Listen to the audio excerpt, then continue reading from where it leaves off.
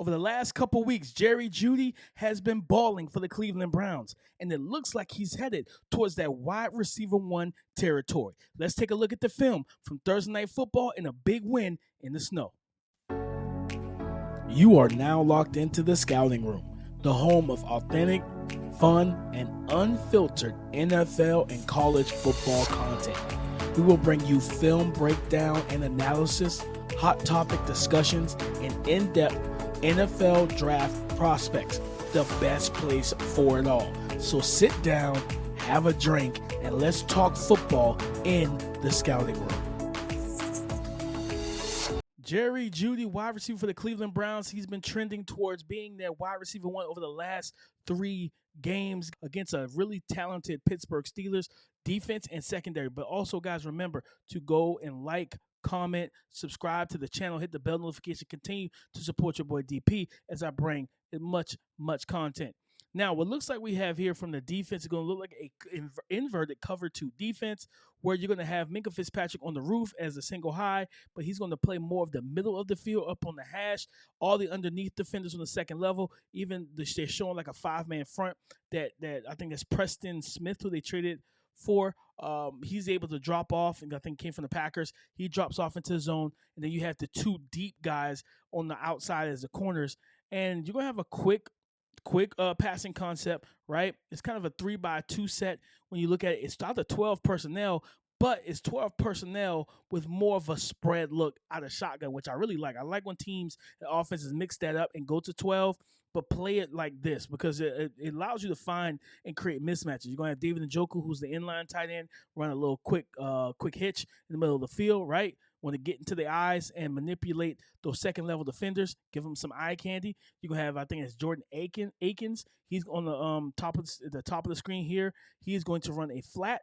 You're going to have Jerry Jeudy run the slant. You're going to have another slant by Cedric Tillman, and then a running back out of the backfield into the flats. And what I like about with Jerry Jeudy, we know that he's a really talented route runner, one of the better route runners in the NFL, but understanding the drops, right? You see that the corner at the top of the screen, he's side saddling, bailing out of there.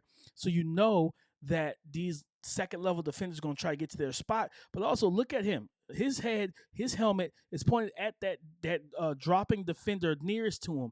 What does that tell him? What is he seeing? This guy's eyes are on the quarterback. This guy's eyes are on the quarterback and not actually being able to read.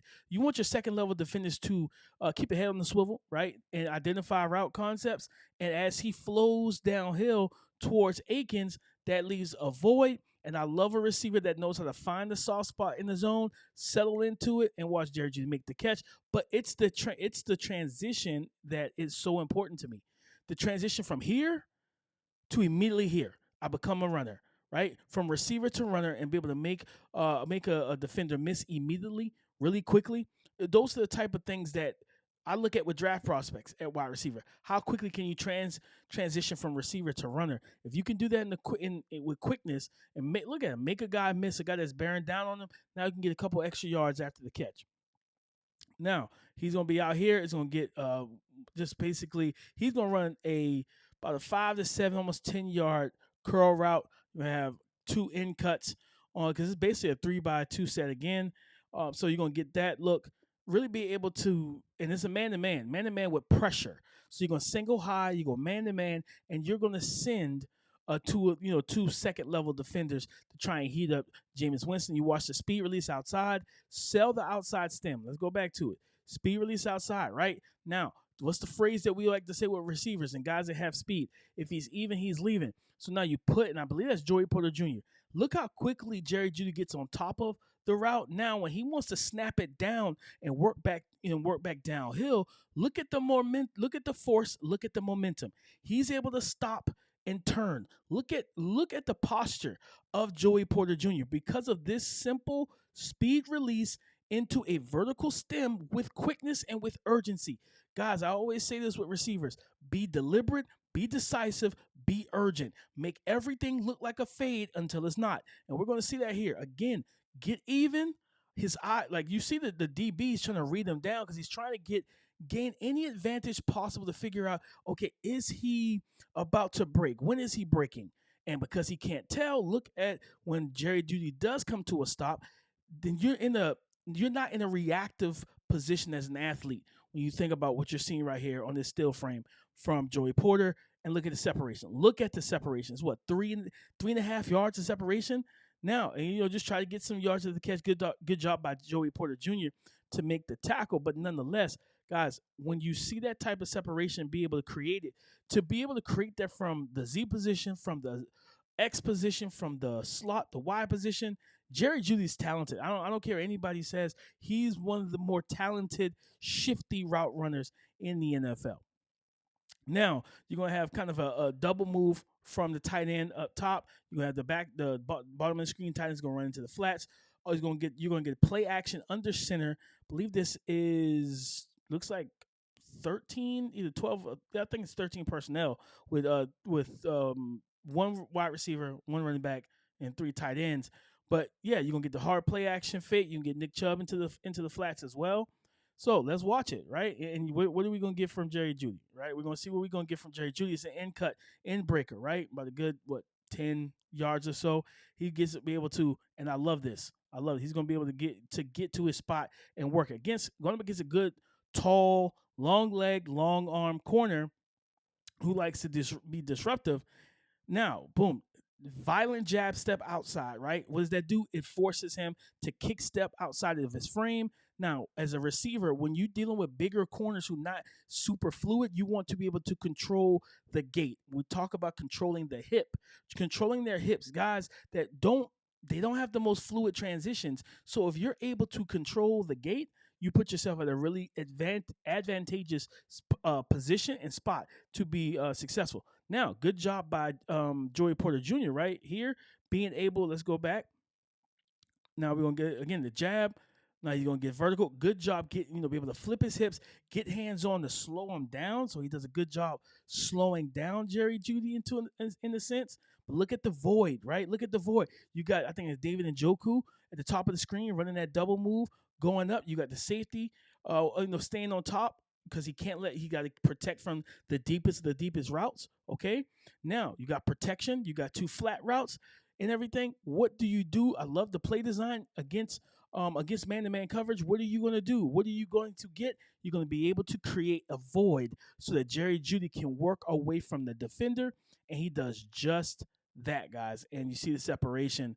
And again, and a lot of times, guys, as any receiver that's watching this, young receiver, whatever, watch these pros. I don't care how handsy he is. You want to be able to dislodge and disconnect. And you see that here from Jerry Jeudy. Disconnect, get to your landmark, get to your spot, first down reception. Good job. And Joey Porter Jr. thought he did a good job for the most part, guys. Let's be honest. Joey Porter Jr. did a pretty good job on that route, not allowing Jerry Jeudy to just manipulate him and force him off his spot. He didn't give a whole lot. Now, guys, rely on the illustration here because this was where it gets shaky.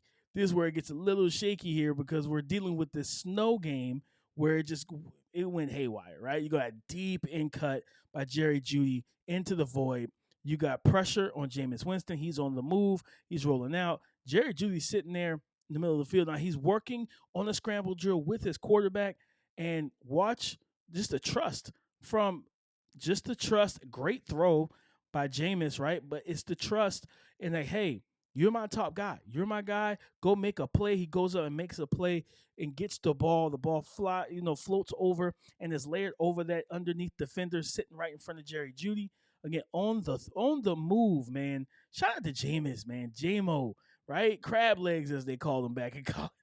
Just floats this over and just a nice grab for anybody that had concerns. I know drops were a concern early in Jerry Jeudy's career. Look at the conditions here. Look what this ball is. And look at him bring it in. Shout out to Jerry Jeudy, man. He had a heck of a game on Thursday night, all right? I love this play here. You get the short motion, get him set into a little bit of a stack, right? And this is supposed to be man-to-man coverage too. But I love how they use this as a rub.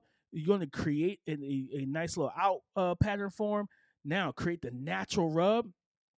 And so now you got Joey Porter Jr. working through traffic and contact. And a good job by I always say this with quarterbacks, man. I've talked about it with Cam Ward and stuff too.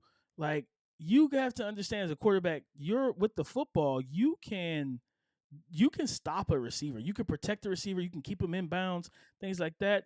And it's just a good job, a really good job to me by Jameis being able to keep him in bounds where he does not, especially in the snow where it's slippery and like icy, he does not, continue to lead him to the sideline and everything as well. So you want to keep it as close, close in as inside as possible, guys.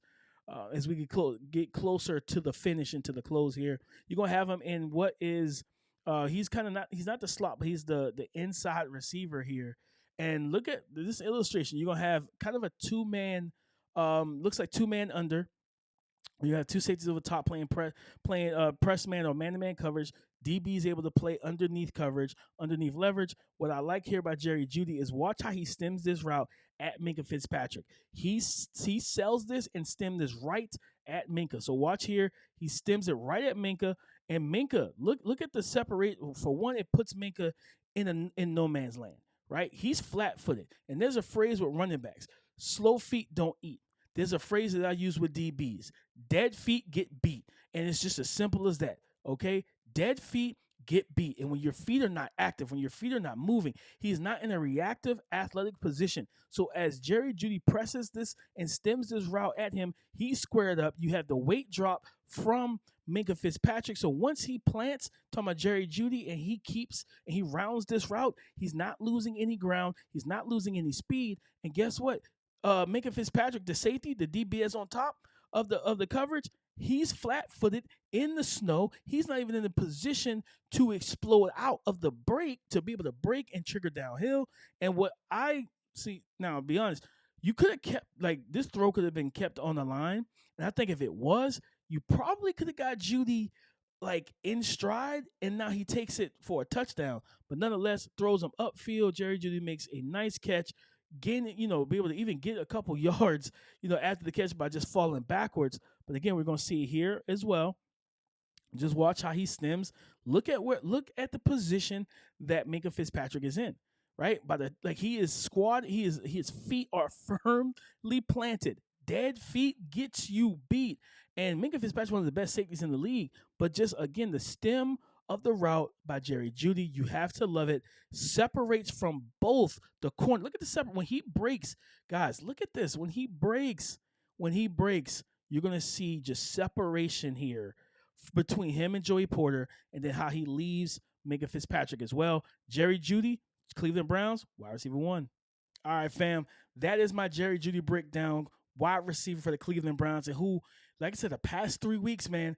The way that this season is going, he's averaging, I think, about 56 yards or so far, 56 or so yards per game. He's on pace to get close to his first 1,000-yard season. And if the last 3 weeks are any indication, that connection between him and Jameis Winston in the snow, it's a full-blown snowstorm out there. I don't know how Jameis even saw a Jerry Jeudy on some of those throws, especially the one down the field that I broke down.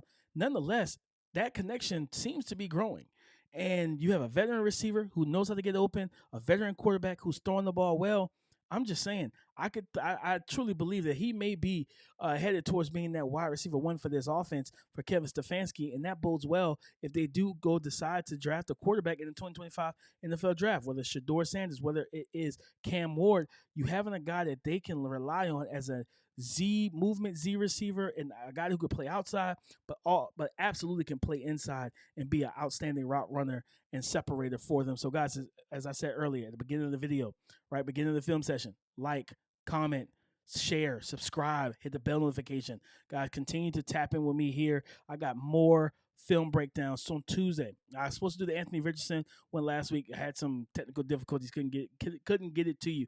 But I will have Devin Neal, running back from Kansas, had a big-time performance against Colorado, almost 300 yards, total yards from scrimmage, and 4 total touchdowns. I'm going to break that down on tomorrow. So, guys, stay tuned with me here at the Scouting Room where we get it in.